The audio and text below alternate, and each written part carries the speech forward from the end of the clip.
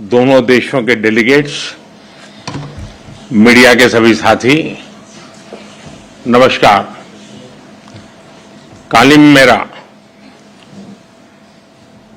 सबसे पहले मैं भव्य स्वागत और आतिथ्य सत्कार के लिए राष्ट्रपति जी का हृदय से धन्यवाद करता हूं। कल जब से मैंने साइप्रस की धरती पर कदम रखा है, राष्ट्रपति जी और यहां के लोगों ने जो अपनापन और स्नेह दिखाया, वह सीधे दिल को छू गया। अभी कुछ देर पहले मुझे साइप्रस के इतने बड़े सम्मान से अलंकृत किया गया। ये सम्मान केवल मेरा नहीं, 140 करोड़ भारतीयों का सम्मान है। यह भारत और साइप्रस की अटूट मित्रता की मोहर है। इसके लिए मैं एक बार फिर हृदय से आभार व्यक्त करता हूं। फ्रेंड्स, साइप्रस के साथ हम अपने संबंधों को बहुत महत्व देते हैं। लोकतंत्र और रूल ऑफ लॉ जैसे मूल्यों में साझा विश्वास हमारी साझेदारी के मजबूत आधार है। भारत और साइप्रस की मित्रता न परिस्थितियों से बनी है और न ही सीमाओं से बंधी है। ये समय की कसौटी पर बार बार परखी गई है और समय के हर दौर में हमने सहयोग, सम्मान और समर्थन, इस भावनाओं को जीवंत रखा है। हम एक दूसरे की संप्रभुता और क्षेत्रीय अखंडता का सम्मान करते हैं। फ्रेंड्स, 2 दशक से भी लंबे अंतराल के बाद किसी भारतीय प्रधानमंत्री की साइप्रस यात्रा हो रही है और ये आपसी संबंधों में एक नया अध्याय लिखने का एक स्वर्णिम अवसर है। आज राष्ट्रपति जी और मैंने द्विपक्षीय संबंधों के सभी पहलुओं पर व्यापक चर्चा की। साइप्रस के विजन 2035 और विकसित भारत 2047 के विजन के कई पहलुओं में समानता है। इसलिए हम साथ मिलकर भविष्य को आकार देंगे। अपनी साझेदारी को स्ट्रैटेजिक दिशा देने के लिए हम अगले 5 वर्षों के लिए एक ठोस रोडमैप बनाएंगे। रक्षा और सहयोग को और मजबूती देने के लिए द्विपक्षीय डिफेंस कोऑपरेशन प्रोग्राम के तहत रक्षा उद्योग पर बल दिया जाएगा। साइबर और मैरीटाइम सिक्योरिटी पर अलग से डायलॉग शुरू किया जाएगा।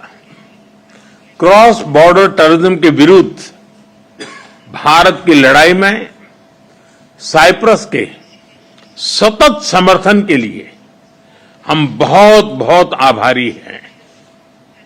आतंकवाद, ड्रग्स और आर्म्स की तस्करी की रोकथाम के लिए हमारी एजेंसीज के बीच रियल टाइम इंफॉर्मेशन एक्सचेंज का मैकेनिज्म तैयार किया जाएगा। हम दोनों सहमत हैं कि हमारे आपसी व्यापार और निवेश में बहुत पोटेंशियल है। कल राष्ट्रपति जी के साथ मैंने दोनों देशों के आर्थिक संबंधों को लेकर बिजनेस जगत में एक उत्साह और सिनर्जी को महसूस किया। हम एक पारस्परिक लाभकारी भारत और ईयू फ्री ट्रेड एग्रीमेंट को साल के अंत तक संपन्न करने के लिए काम कर रहे हैं। इस साल भारत, साइप्रस और ग्रीस बिजनेस और इन्वेस्टमेंट काउंसिल भी लॉन्च किया गया है। इन इनिशिएटिव से दोनों देशों के बीच आपसी व्यापार और निवेश को भी बल मिलेगा। Technology, innovation, health, agriculture, renewable energy, climate justice जैसे क्षेत्रों में आपसी सहयोग पर भी विस्तार से बात हुई है। साइप्रस में योग और आयुर्वेद के प्रसार को देखकर हम उत्साहित हैं। भारतीय टूरिस्ट के लिए भी साइप्रस एक पसंदीदा डेस्टिनेशन है। उनके लिए डायरेक्ट एयर कनेक्टिविटी बनाने पर जोर दिया जाएगा। हमने निश्चय किया कि मोबिलिटी एग्रीमेंट को जल्द पूरा करने के लिए काम किया जाएगा। फ्रेंड्स, यूरोपियन यूनियन में साइप्रस हमारा विश्वसनीय पार्टनर है। अगले वर्ष साइप्रस की यूरोपियन यूनियन अध्यक्षता के लिए हम शुभकामनाएं देते हैं। हमें विश्वास है कि आपकी अध्यक्षता में भारत और ईयू संबंधों में नए आयाम जुड़ेंगे। यूएन को समकालीन बनाने के लिए जरूरी रिफॉर्म्स को लेकर हमारे विचारों में समानता है। साइप्रस द्वारा सिक्योरिटी काउंसिल में भारत की स्थायी सदस्यता का समर्थन करने के लिए हम आपके आभारी हैं। पश्चिम एशिया और यूरोप में चल रहे कॉन्फ्लिक्ट को लेकर हम दोनों ने चिंता व्यक्त की है। इनका नकारात्मक प्रभाव केवल उस क्षेत्र तक सीमित नहीं है। हम दोनों मानते हैं कि यह युद्ध का युग नहीं है। संवाद से समाधान और स्थिरता की बहाली ये मानवता की पुकार है। मेडिटरेनियन क्षेत्र के साथ कनेक्टिविटी बढ़ाने पर भी हमने बात की। हम सहमत है कि India, middle east, Europe economic corridor से क्षेत्र में शांति और समृद्धि का मार्ग प्रशस्त होगा।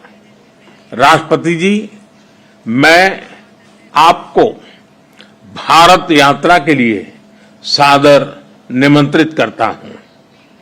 आशा करता हूं जल्द ही भारत में आपका स्वागत करने का अवसर मिलेगा। एक बार फिर इस विशिष्ट आतिथ्य और सम्मान के लिए बहुत बहुत धन्यवाद।